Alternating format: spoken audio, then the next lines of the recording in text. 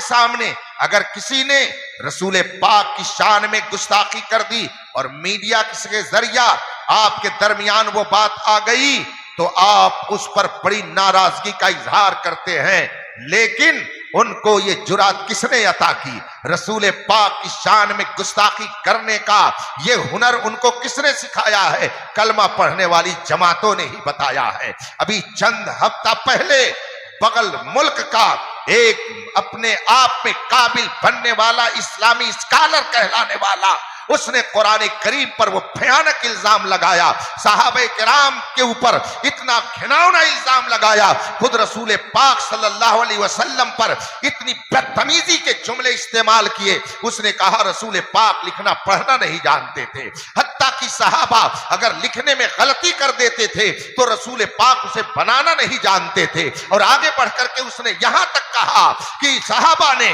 कुरान करीम को लिखने में जब गलती की तो किसी ने जब ये गलत जुमला लिख दिया और रस्मुल खत में उससे गलती हो गई, क्योंकि रसूल पाक पढ़ना लिखना नहीं जानते थे, तो वो गलती 1400 साल से चली आ रही है और आज तक वो गलती वैसे ही कुरान में मौजूद है। या ये बात किसी कलमा पढ़ने वाले ही ने कही है, गैर कलमा गो ने नहीं कही। आप दूसरों के लिए तो चीखते हैं, मगर दाढ़ी वाला जब गुस्ताखी करता है, जब जुब्बा वाला जब गुस्ताखी करता है, कुरान को हाथ में लेकर पढ़ने वाला जब गुस्ताखी करता है, तो आप सोचते हैं ये मेरा चचा है, ये मेरा भाई है, ये मेरा रिश्तेदार है, इससे दोस्ती की जाए, इसको रिश्तेदारी में निभाने के लिए कोई सूरत निकालनी चाहिए। क्यों नहीं आप ये सोचते हैं कि नबी करीम सल्लल्लाहु अलैहि वसल्लम का दुश्मन चाहे दाढ़ी की शक्ल में हो, चाहे जुब्बे और साफे में आए, चाहे कुरान लेकर के आए, मेरे ताजुश शरीयत ने फरमाया नबी से जो हो बेगाना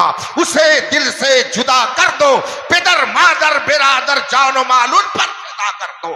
आप कहते हैं कि गुस्ताखी हो रही है और आपके बगल का पड़ोसी जब गुस्ताखी करता है तो आप उससे दोस्ती करते हो और कहते हो ईमान की हिफाजत कैसे होगी? ईमान की हिफाजत का सिर्फ वही जरिया है जो मेरे मुस्तफा ने अता फरमाया है, इय्याकुम व इय्याहुम। जितने बदअकीदा हैं, जितने रसूल के दुश्मन हैं, जितने कुरान के दुश्मन हैं, जितने खुदा के तौहीन करने वाले हैं, जितने औलिया किराम के दुश्मन हैं, उनसे अपना रिश्ता नाता तोड़ लिया जाए, उनसे अपने आप को दूर रखा जाए, उनसे कोई ताल्लुक ना रखा जाए। अल्लाह ने चाहा तो आपके ईमान की हिफाजत।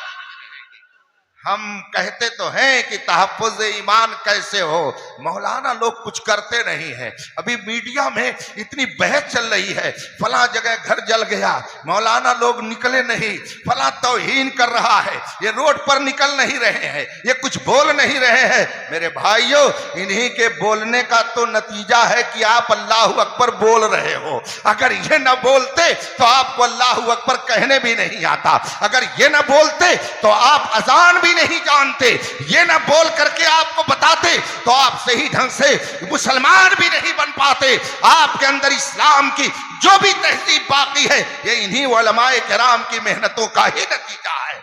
लोग समझते हैं सब काम उलमा के जिम्मा है, घर किसी का जल जाए मौलाना लोग रोड पर आए, पीर साहब आए एहतजाज करें, पीर साहब आकर के स्पीच दे, और जब पीर साहब गिरफ्तार हो जाएं तो सब लोग अपने घर में बैठ जाएं। सेठों से क्यों नहीं करते? कहते हैं जो अरबपति बन करके दादे ऐश अपने कब्रों में दे रहे हैं वो कब मैदान में उतरेंगे? ये डॉक्टर जो एक मरीज की फीस 500 रुपया लेता है ये कब मैदान में उतरेगा? वो इंजीनियर जो रोजाना न जाने कितने नक्शे बना करके लाखों रुपए कमाता है वो कब मैदान में निकलेगा? क्या ये पढ़े लिखे लोग नहीं है? क्या ये दानिशवर लोग नहीं है? इनकी भी जिम्मेदारी है कि वो मैदान में आए और अपनी वफादारी मुस्तफा का सबूत दे।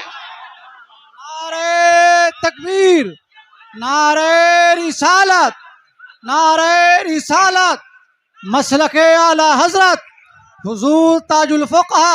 एक साहब कहने लगे बच्चियां मुर्तद हो रही हैं, गैरों के साथ भाग रही हैं, मौलाना लोग कुछ कर नहीं रहे हैं। मैंने कहा क्या मदरसे के तालिब इल्मों को सबके घरों के सामने पहरेदार बना दिया जाए, इन तलबा को बैठा दिया जाए लोगों के घरों पर, वो बाप क्या अंधा है जो अपनी बेटी को नंगा लिबास पहना करके यूनिवर्सिटी में भेजता है?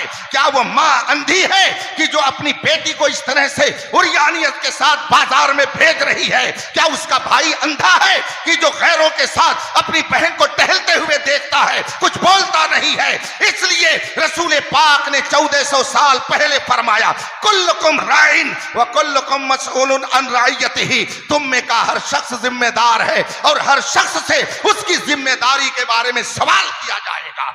ये बहुत आसान है कि मौलाना लोग कुछ करते नहीं हैं, यही तो कर रहे हैं तो आपका ईमान महफूज है, यही तो तकरीरें कर रहे हैं तो नबी से आपका रिश्ता बाकी है, यही आपके सामने किताबें लिख लिख करके पेश कर रहे हैं तो आप पढ़ करके तहारत और वजू और गुस्ल का तरीका जानते हैं, यही शुअरा पढ़ रहे हैं तब आप कहते हैं मैं सो जाऊं या मुस्तफा कहते कहते, खुले आंख सल्ले अला कहते कहते। मैं कभी कभी ये कहता हूं कि जिस तरह से हमारे सच्चे उलमा का किरदार दावत व तबलीग के हवाले से बहुत अहम है, हमारे कुछ अच्छे शुअरा का भी किरदार बहुत ही अहम है। इसलिए कि इन शुअरा ने हमारे लाखों नौजवानों की जबान से गाने के नगमे को छुड़ा करके मुस्तफा की नात पढ़ने का हुनर अता फरमाया है। मैं ये कहता हूं हमारे बेशुमार नौजवान ऐसे हैं कि जो कल तक गाना बैठ करके सुनते थे मगर अब मुस्तफा की नातें सुनते हैं। किसी ने असद इकबाल को पसंद कर लिया तो किसी ने अख्तर ज़ियाई को पसंद कर लिया, किसी ने वैस कादरी को पसंद कर लिया, मगर सब कहते हैं मजा तो जब आता है जब बरेली के रजा का कलाम सुनाया जाता है। अभी रास्ते में मैं आ रहा था, अख्तर साहब मेरे साथ थे, किसी शायर की नात चल रही, किसी शायर ने नात पढ़ना शुरू किया, लगा दी गई गाड़ी में वो नात और सरकार मुफ्ती आजम हिंद की नात वो सुनाने लगा। मैंने कहा कि खुदा जाने किस जज्ब के आलम में खानवादे रज़विया ने नबी की तारीफ में इन कलमात को कलम बंद किया है कि हजारों मर्तबा सुनने के बाद वही चाशनी, वही लुत्फ, वही मजा, वही वारफ्तगी, वही दीवानगी और नबी से मोहब्बत का वही जज्बा बेदार। इसलिए रफीकान मोहतरम, ईमान की हिफाजत का इस जमाने में सिर्फ एक जरिया है कि रसूल पाक के सच्चे गुलामों की गुलामी का पट्टा अपने गले में डाल लिया जाए। इमाम अहमद रजा ने फरमाया है, तेरे गुलामों का नक्शे कदम है राह खुदा, वो क्या बहक सके जो ये सुराग लेके चले।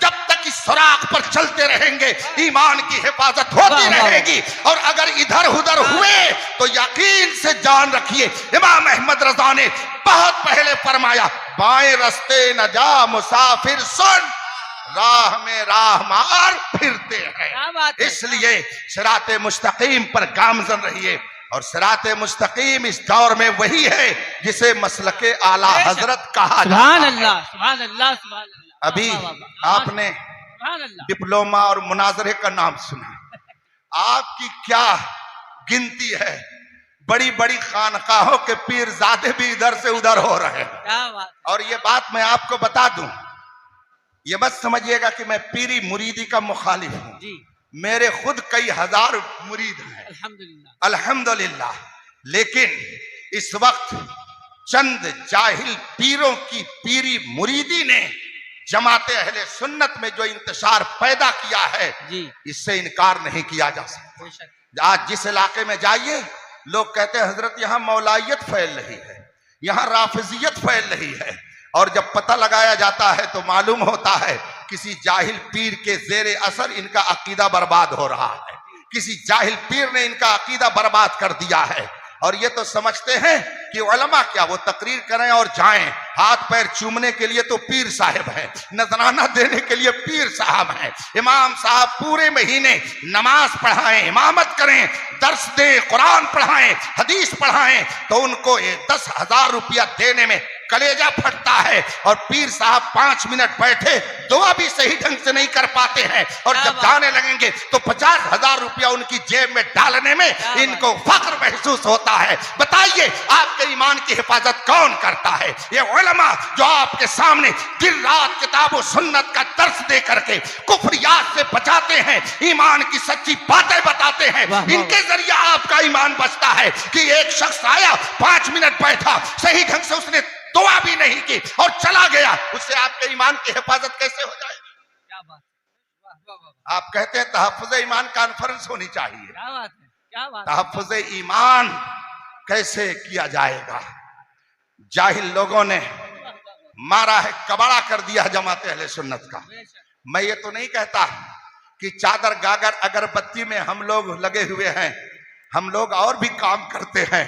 हमारे डॉक्टर साहब ने दिल जला हो करके, यकीनन उन्होंने बहुत दर्द के आलम में ये बात कही है।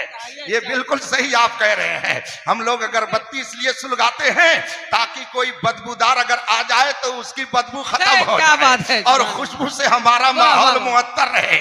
हम अपने बुजुर्गों के आस्थानों पर चादर इसलिए पेश कर देते हैं ताकि पता चले कि हम लोग अगरचे गुनहगार हैं मगर इनके दामन से वाबस्ता हैं, ये बड़े अल्लाह वाले हैं, तो इनकी बरकतें हमको भी मिलेंगे और जो कोई इधर से गुजरे वो भी बरकत लेकर के जाए। इस अलामत के लिए हम चादर लगा देते। मगर अल्हम्दुलिल्लाह अहले सुन्नत बहुत बड़े बड़े इदारे भी चलाते हैं, बहुत बड़े बड़े उनके यहाँ मदारिस भी कायम है। बल्कि पूरे हिंदुस्तान में अहले सुन्नत के मदारिस का जो अजीम जाल बिछा हुआ है उसी की बरकत है कि गांव गांव मसलक आला हजरत का सुभान अल्लाह, सुभान अल्लाह, सुभान अल्लाह, वाह वाह वाह, सुभान अल्लाह, अल्लाह अकबर, या रसूल अल्लाह। आपके सामने